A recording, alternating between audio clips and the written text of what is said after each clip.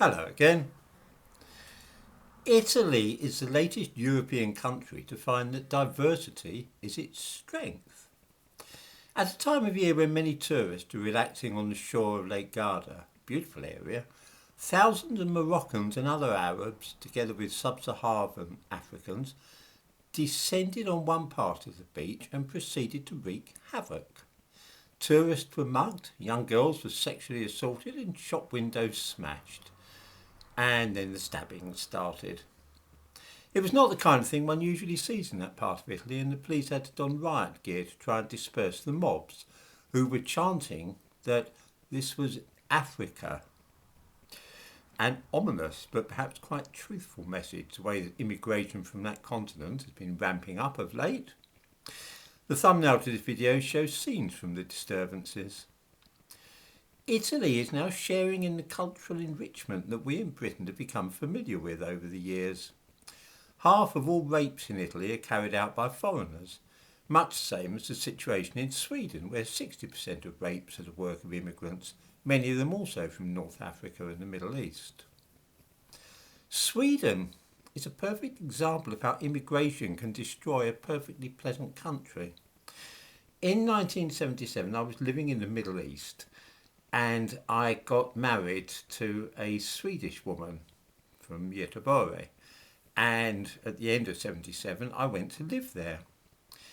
It was a very sharp contrast to the Middle East, where I can't tell you how dull and respectable Sweden seemed after living in a hot country. It was 100% ethnically homogenous.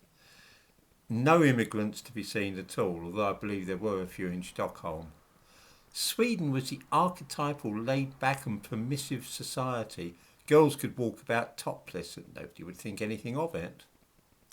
Then in the early 1990s, they began to take refugees from Albania and people who had been involved in the wars in the former country of Yugoslavia. The Albanians couldn't believe their luck. In no time at all, Sweden became Europe's leading nation for gun crime and bombings. These were not political acts, it was gang warfare. The Albanians imported weapons and explosives from Kosovo and began shooting each other willy-nilly on the streets of Malmo, planting car bombs and so on.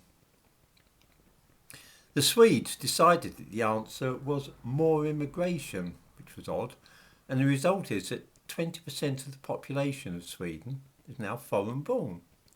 The laid-back attitudes to nudity and sex have vanished because, of course, young Moroccans and Algerians harassed the girls mercilessly. At one time, topless swimming in swimming pools was quite unremarked, but that's all over now. Then there's the rioting, which is now a regular fixture in the poorer areas of Malmo, Göteborg and so on. Sweden and Italy are both well on the way to being trashed by multiculturalism. You will not, of course, find this happening in Hungary, which has the good fortune to have a strong man in charge. There they find that razor wire and armed border guards are a handy way of declining the cultural enrichment which seems to be so popular elsewhere in Europe.